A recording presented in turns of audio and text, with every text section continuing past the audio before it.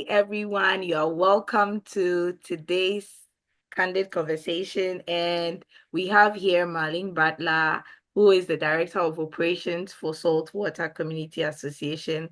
And it's such a pleasure to have her here to tell us how it all started, even with the team in Saltwater. Hi, Marlene. How are you doing?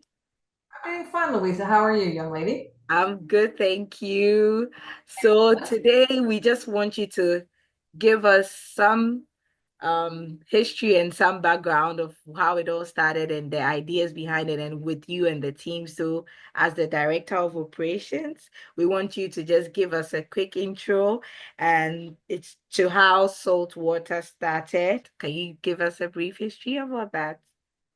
Yeah, Saltwater Community Association started back in August of 2019 here in Bonavista, Vista, Newfoundland. And it was just like minds, wanted to support the region and some of the social economic issues that, are going on in our communities, our remote and rural communities, and how we could impact that and make things better for people. It's a grassroots organization, solution driven, not for profit. And, we're dedicated to strengthening communities through innovation and inclusion and social enterprise. Right, right. So, when you started it, like, what was the plan? What was the idea for it, and what was the goal for that? The Well, we had a lot of things we wanted to address. We actively wanted to monitor, the community needs and create programs, that address different things like food insecurity, unemployment barriers, domestic violence, poverty reduction. Those are some of the things, at that time.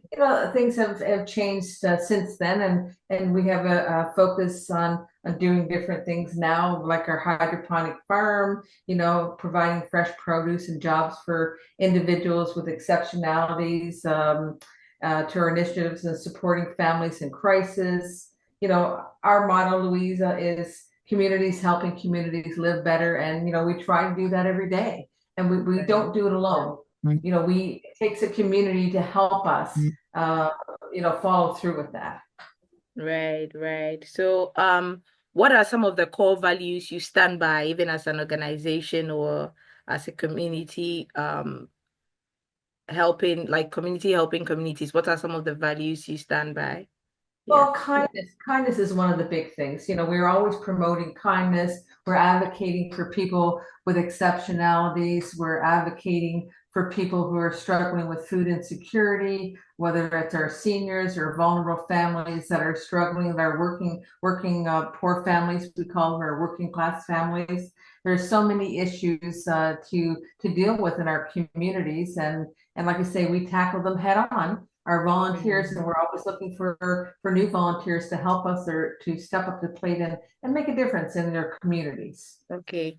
So, with some of the things you mentioned that you do, I know that it's important for you standing for equity, supporting people with exceptionalities, and why why then do you care so much? Like, what did you see in society that made you like focus on? I mean, there are so many things that you could have focused on, but then what made these ones stand out to you? Yeah.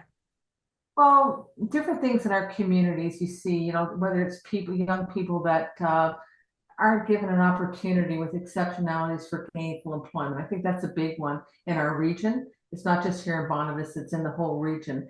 And I personally feel that a lot of these young people and youth are overlooked their potential.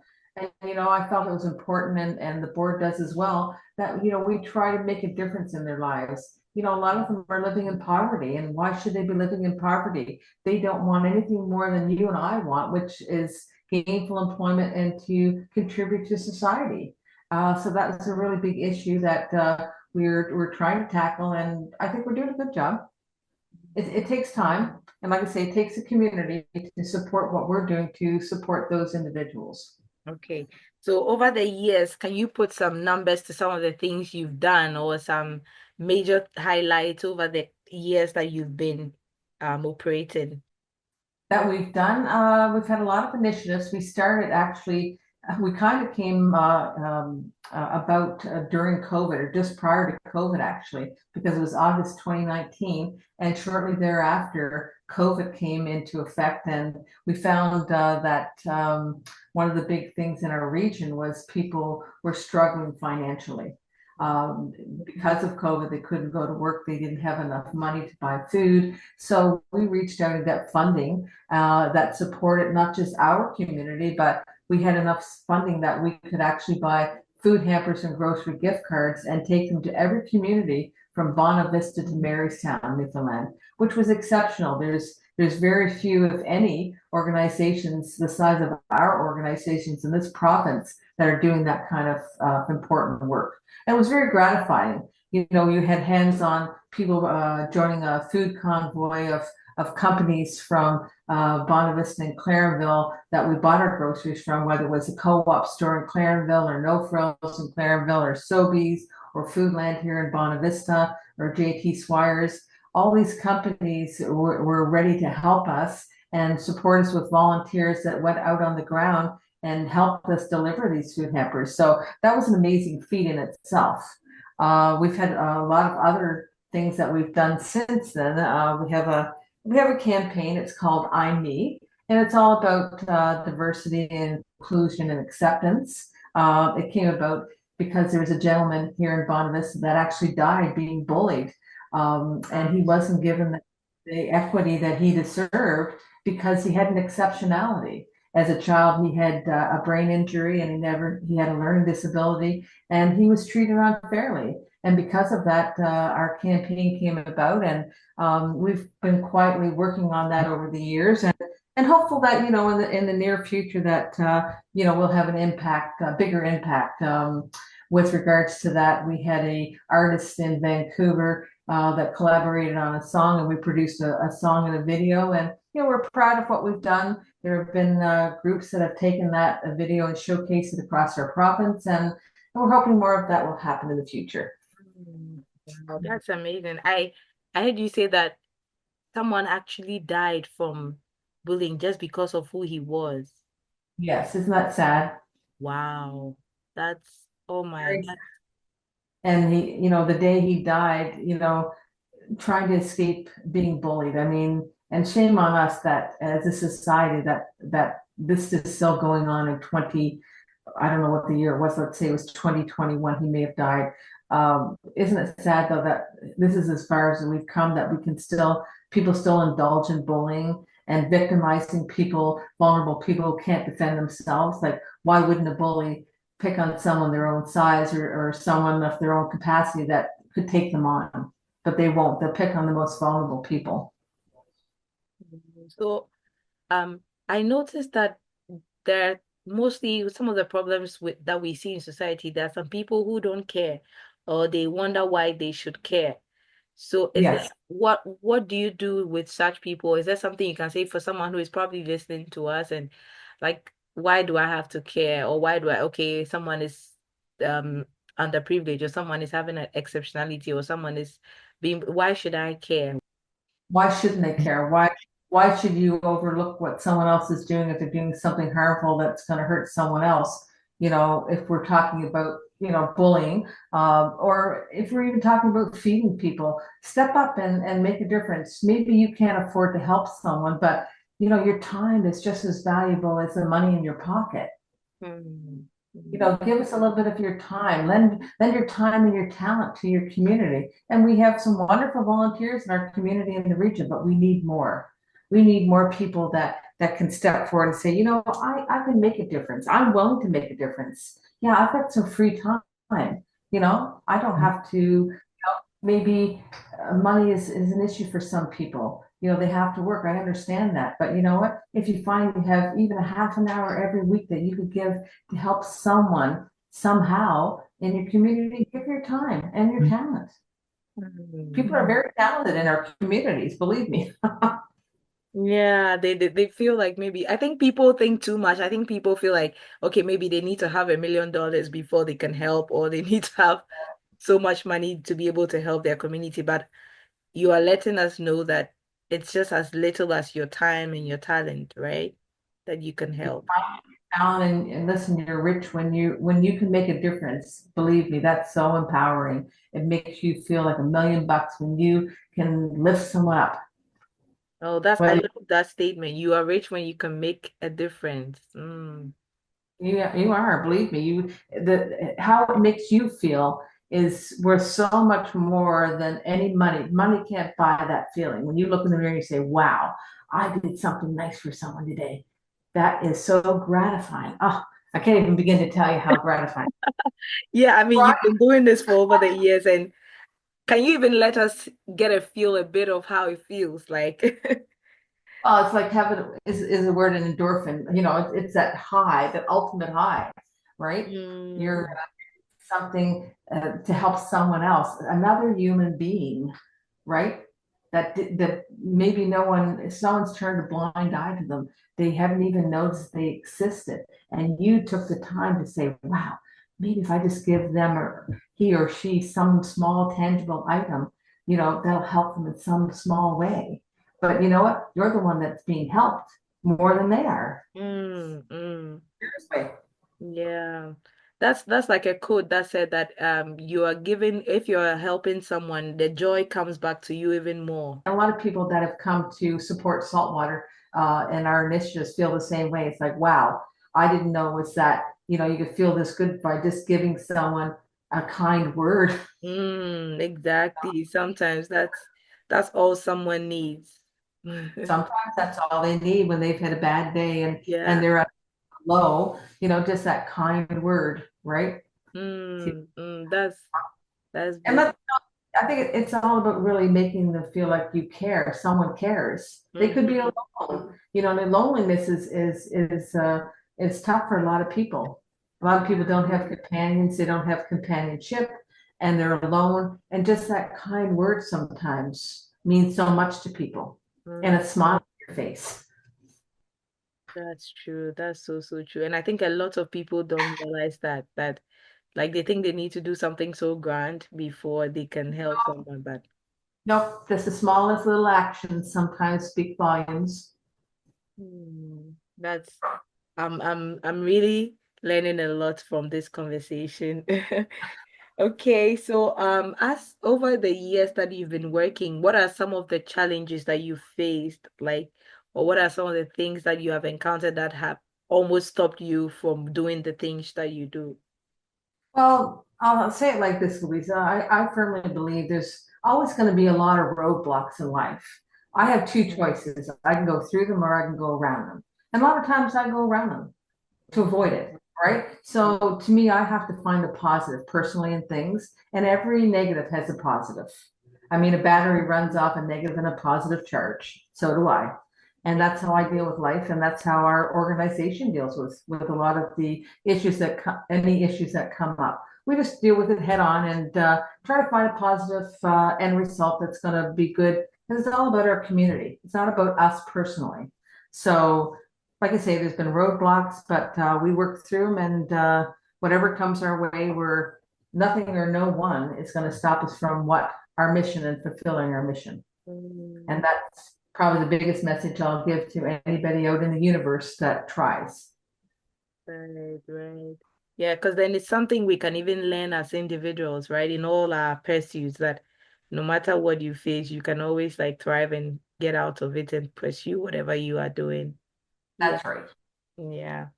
Right. So now this is a new year, 2025. What are you looking forward to as an organization? What are some of the plans? What are some of the new projects, or if they are the old projects, what are some of the things that you have coming up for the year? Well, we just started a new project in the fall of last year called Generations United, Mm, and it's bridging the gap between seniors and youth. So there's a knowledge swap going on as not as we speak, but it's started a couple of months ago, and it's been very well received. We have youth from Port Rexton coming to the 50 plus club in Catalina, and the elderly people are teaching the youth how to cook, how to knit, how to sew, how to whittle, how to do poetry, how to write. And then in return, the youth are going to show the seniors all about electronics and how to use their Oh, phone. right. So they're very well engaged, and I have to tell you, there's been a lot of positive feedback from both sides, the youth and the seniors. The Mm, seniors are loving it, and smiles all around. And we had one youth from Port Rexon, the CLB, which is the Church Lads Brigades, one of mm, the old organizations in Newfoundland. And a young person said to an elderly person, "I didn't know that you old people were so much fun." And the response, mm. of course, we were young ones too. So Yeah, it's yeah. it's very heartwarming to hear those stories. We have a program called Breaking Barriers, Okay. and that's going to be our new program coming up for 2025, where we are going to teach individuals with exceptionalities how to become entrepreneurs. Mm. Um, it's very hard for them to find employment. So, we're hoping that they'll create their own employment opportunities. Oh, It's gonna, awesome. it's all about skills building, and we know they have the potential. Mm. So, we want them to use that potential and show us their potential. We're going to bring it out of them. Oh, that would be amazing to see all the stuff that he can do because you'll be shocked the kind of things these people, the talents that they have, right? Like, They do have their hidden talents, believe it. We know that they have them. So we believe in them and we want to showcase it. And like I said, it's a real opportunity for individuals in our region to show us what they can do and hopefully make a living doing it in the future. Then we're trying to do blended independent living. So we're okay. trying to create spaces for individuals with exceptionality so they can live independently. Mm. And looking at doing a transitional housing for women and children fleeing domestic violence. That's a Okay. very big issue. We had a young person that died in the summer fleeing domestic violence. So it's a critical time where we're trying to address those kind of issues. Yeah. Our hydroponic farm, of course, is established. Now we're getting ready to grow in the very near future, and that's going to support our local food banks and going to give people with exceptionalities employment moving forward. So yeah, we've got a lot on our plate and a long ways to go and lots of good ideas and helping a lot of communities. We've moved our hydroponic farm is now in Port Union. We've Mm. got a permanent site, a waterfront location, and we're looking to expand on that this year, hopefully, and give our communities opportunities to come to the farm and sell some of their products and things to the general public and to tourists alike. And yeah, we're hoping it's going to be a much wanted destination that people are going to want to come and visit. And Mm. Mm. so yeah, lots of positive things. The town of Trinity Bay North has been very supportive of what we're doing, and open arms. They're encouraging us to do more in their community, and we're moving west. We're Mm. going to do bigger and better things, kind of like the Hockey Helps the Homeless venture that we've brought to Newfoundland. Oh, So that's we're so, awesome.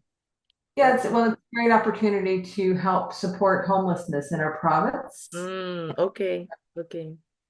The Choices for Youth is the charity of choice for the Hockey Helps the Homeless. Mm-hmm. Mm-hmm. The tournament's going to happen on May the 8th at Paradise Arena in Paradise. And it's looking good. We've got Terry Ryan is the honorary chair for the event. And we're going to have hopefully 8 to 10 NHL alumni Mm-hmm. participate in that. Each team will get an NHL alumni. And I think it's going to be a great inaugural event for this province. We're the only province in Canada that's not currently participating. So hockey's a big deal in Newfoundland. So bring it Oh. on, have some fun, and let's help the homelessness in our province. And that's a big issue. I know homelessness is like a big, big issue. I just heard over the last week or so that someone died actually, and Yeah, isn't just that sleeping out there from the cold, and it's a a big issue.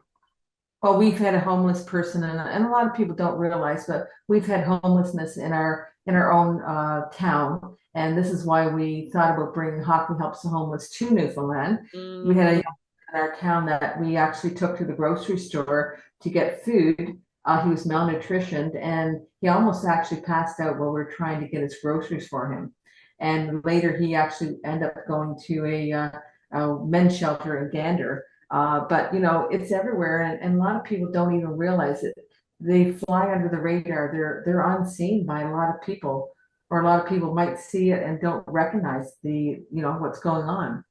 But we all have to help in some way if we can, if we're able to. And it's not about money. Sometimes, Louisa, it's about your time and your resources and your connections and the leverage that you have with companies or whomever to help. It could be just about anything, but it doesn't have to be about your money. Mm. That that's just amazing to hear that. So talking about that, what would you then tell people? What are some of the things that they can do if anybody wants to help? What are some of the things that you can tell them, or where can they go to if they want to help? Well, they can go to Saltwater's website, Saltwater Community Association.com, if they want to start and find out who we are and what we do. It doesn't have to be about saltwater. Go to any organization. We have the Lions Club. We have your Royal Canadian Legion in your area. There are a lot of organizations that you can support. A lot of people are supporting them already. Continue to do that. Offer up your talent. You have a talent of some kind. Somehow do a fundraising event. Support. Like I say, a lot of people are doing this already, but there's a lot of people that aren't. And for those who aren't, step up to the plate, make a difference, make yourself happy, put a smile on your face. Heck, put a smile on someone else's face. Mm, that's that's just beautiful to hear, and we are just looking forward to all the things that you are going to do even in the coming year, and we can't wait. We can't wait to see all the things that you have to do because it's such an impactful project, all the things that you are mentioning, and it's wonderful to see that there are some group of people out there helping the community. So then is the idea to stay in Buena Vista, or you want to move out and start helping in other communities as well? Well, we're established in Bonavista, Vista, and we have our actual building here in Bonavista. Vista, but we work at arm's length. We don't care where the need is. If there's a need and we can help them, we'll reach out and we'll help them. So distance and time is nothing to us, right? Yeah. Like I say, we're doing the Hockey Helps the Homeless. We brought them to Newfoundland to do their thing here to help Choices for Youth in St. John's. That's a 4-hour drive almost from Bonavista. Right, So if we right. can help them from a distance, so can again our listeners, right? You Mm, know, get a team together, participate in the event, yeah. donate some food to the event, whatever. There's a lot of people that have resources that can help. Hockey Helps the Homeless here in Newfoundland. Maybe they could do a hotel stay. Maybe they could give some food for the event. Maybe they could provide a vehicle to pick up some of these celebrity NHL players. Mm, mm. It's endless, like I say. Lots of opportunity, lots of time. Let's get her done. Wow. Awesome, awesome, awesome. Thank you so, so much. Are there any last words that you want to say to our listeners? Thanks for listening, and I hope you got my message loud and clear. Yeah, yeah, yeah. Thank you so much, Marlene. Thank you so We much for take the pleasure. insightful words. All right, bye bye. Bye.